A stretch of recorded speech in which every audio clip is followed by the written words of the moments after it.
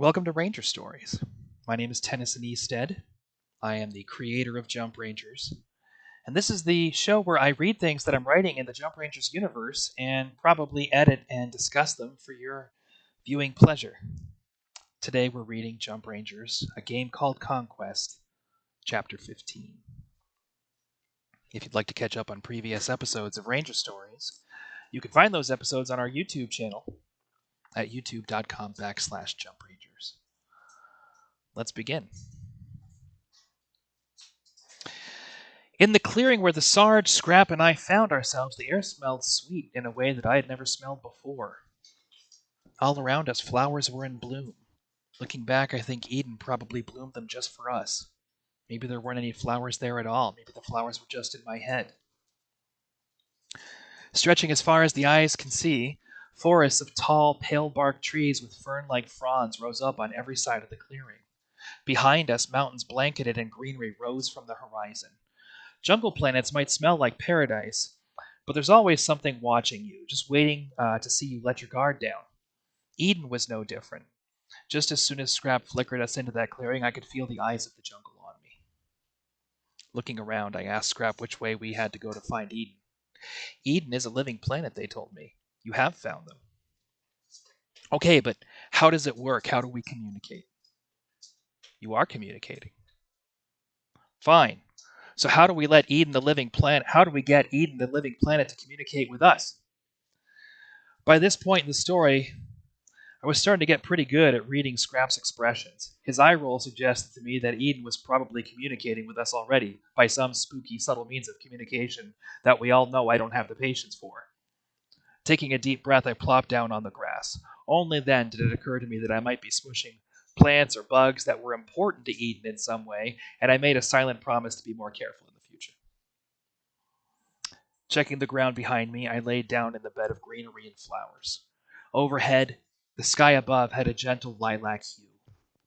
Breezes pushed the trees around with a gentle hiss as the waving fronds brushed one another stiffly. Hi, Eden. My name is Wrench, or at least that's what people call me.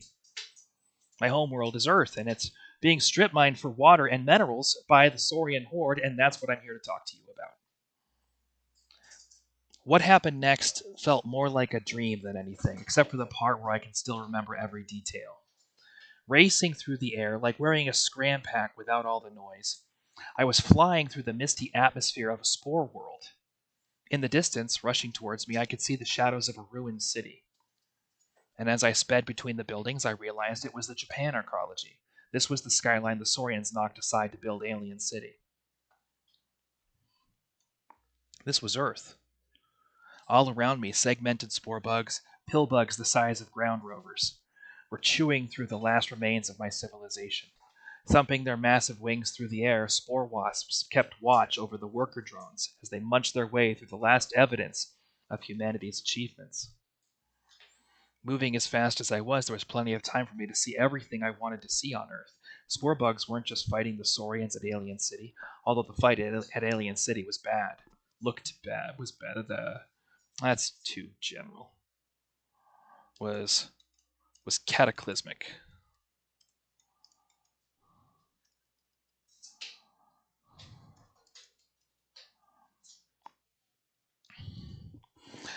All around the world, spore bugs were digging through the earth for any trace of civilization or technology. Saurian mining outposts with piping, conduits, and conveyor belts etched into the world like circuitry were excavated and consumed without a trace. Ancient human ruins, enormous structures made of stone, built along the very same rivers that had once made it possible for our ancestors to build their farms, were eaten with the same enthusiasm that a pet rat will eat a piece of fruit. Everything, all of it, was gobbled up and swallowed and digested. Ancient human ruins.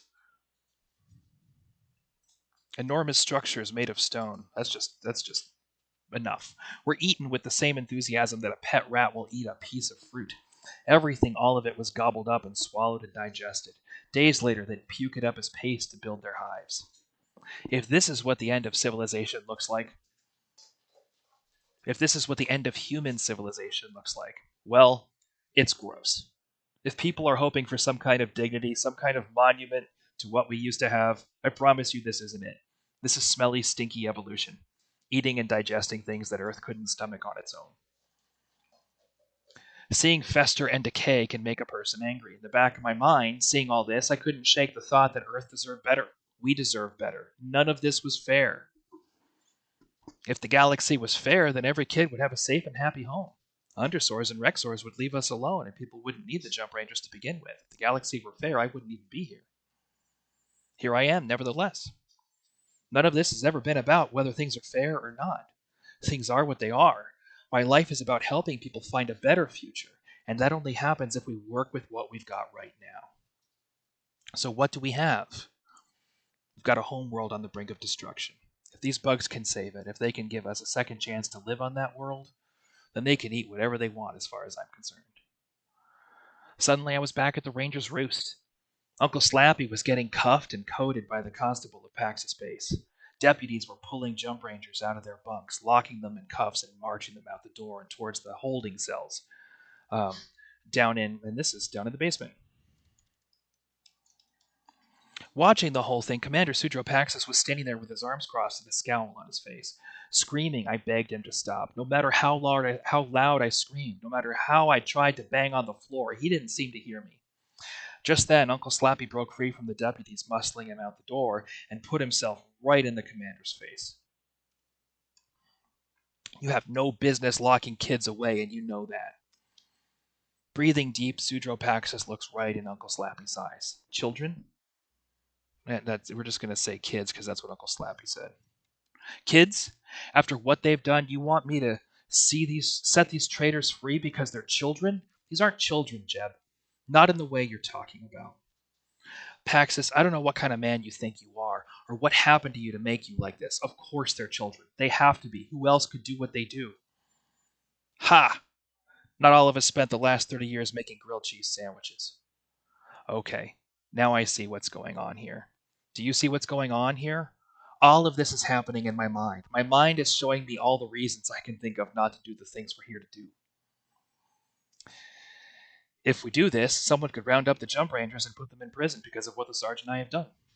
Jump Rangers don't take orders from anyone. We've never needed orders.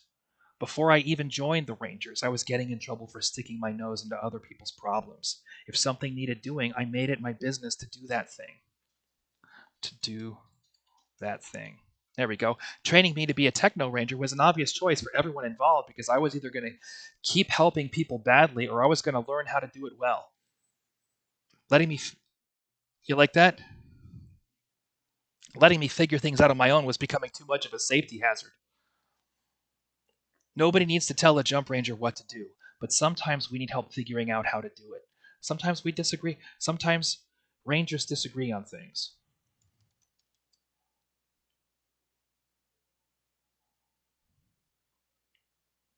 It's just too much here. Okay. Nobody needs to tell a Jump Ranger what to do, but sometimes we need help figuring out how to do it. Jump Rangers don't give one another orders, but sometimes we need to know who's in charge. Even though Jump Rangers don't go around barking orders, barking at one another. Here we go.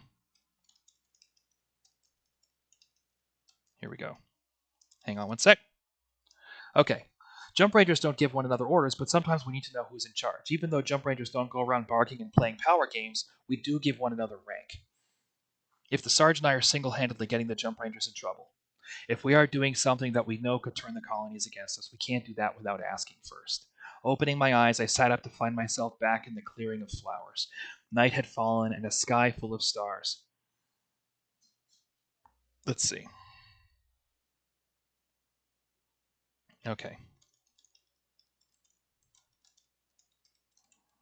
Okay, so we're going to go back a second.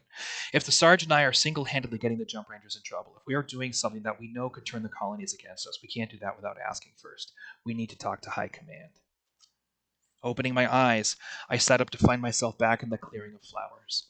Night had fallen, and a sky full of stars was shining down on the forest around us. Standing up on shaky legs, I found the Sarge sleeping in the tall grass. Waking him, I asked whether he remembered anything about his dreams. We need to talk to High Command. Climbing from the safety of a pocket in my jumpsuit. Still shaking the sleep from their brain, Scrap perched themselves on my shoulder and considered the both of us. How about you, Scrap? Any dreams? Eden has shown me where to find a queen who may agree to help you. I didn't know what to say. Eden, the living planet, was helping us save our home. Moldavite was helping us. Scrap was talking about chasing down the same giant space monsters that ran the missing people off their homeworld. Thank you. But there's something the sergeant I needed to do first. Yes, I know. It is because of your thoroughness and care that Eden is trusting you with this introduction. Whatever is needed to see this done, that Eden is trusting us. It is because of your thoroughness and care that Eden is trusting us. Whatever is needed to.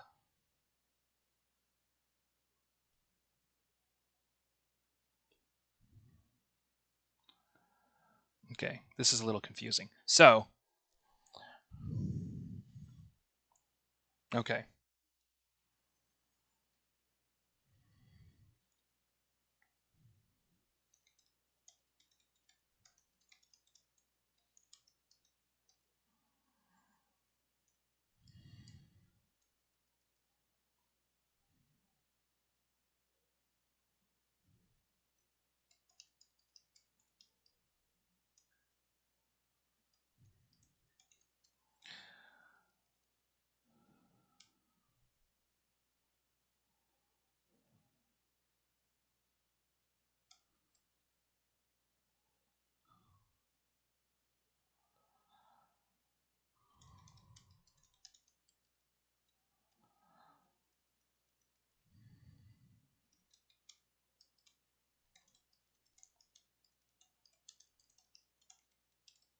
Here we go.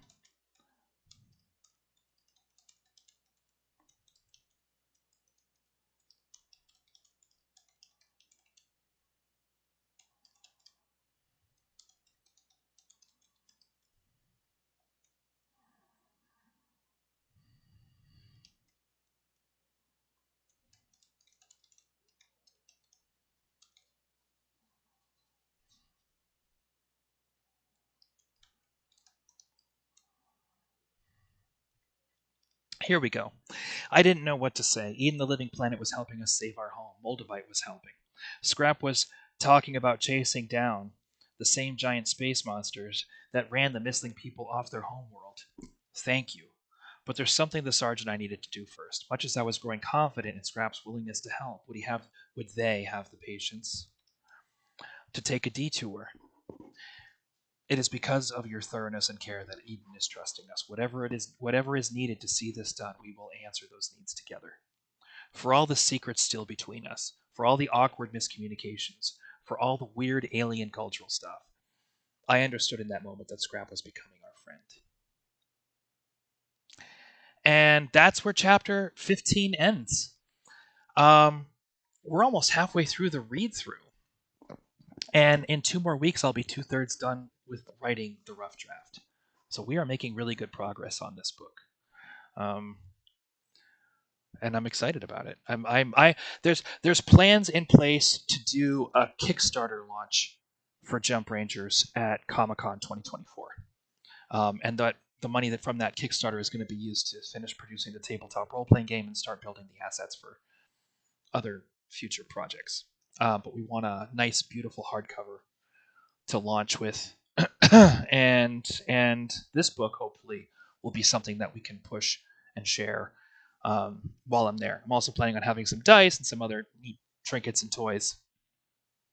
There's artwork coming for the social media stuff, and then for the cover of the novel from Federico as soon as possible.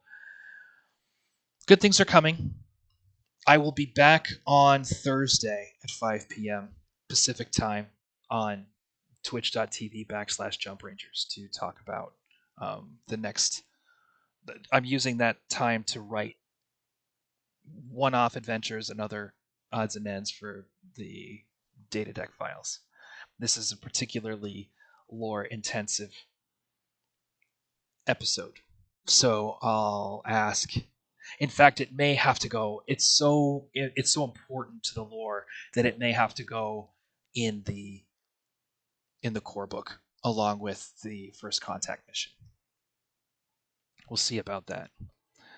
I would love to see you folks there. So come and join me, talk through the writing of that particular one shot adventure with me. It's a quick one shot adventure when you play it, but there's a lot of bits and pieces that go into it. And it's taking a little time to write. So join me at 5 p.m. Thursday here on Twitch. You can catch it if you miss it on the YouTube channel. And then Saturday, we're going to have another stream of Metagame with Federico. That'll be Saturday, 1:30 Pacific time. What's that? And it be loony. Absolutely. And apart from that, I'm streaming 4 days a week again with Star Citizen on twitch.tv/Techer10. And there's a lot of other stuff going on that I can't necessarily talk about, but I'm working a lot as a ghostwriter at the moment, which is great. And there's also some other potential screenwriting projects happening in the background that we will see about as time unfolds. So don't be a stranger. You can always figure out where. Don't be a stranger, Ranger. That's pretty good. That's from Ippy Looney. We're gonna keep it. We're just gonna steal it. And you can always find me on the link tree. I'm on. You know where I spend a lot of time these days is Discord. So if you don't know if you want to ask me something personal, if you want to get into a conversation about Jump Rangers or anything else, Discord is the best place to find me. If people have screenwriting questions, come and find me on Discord. And thank you for watching. Don't be a stranger, Ranger.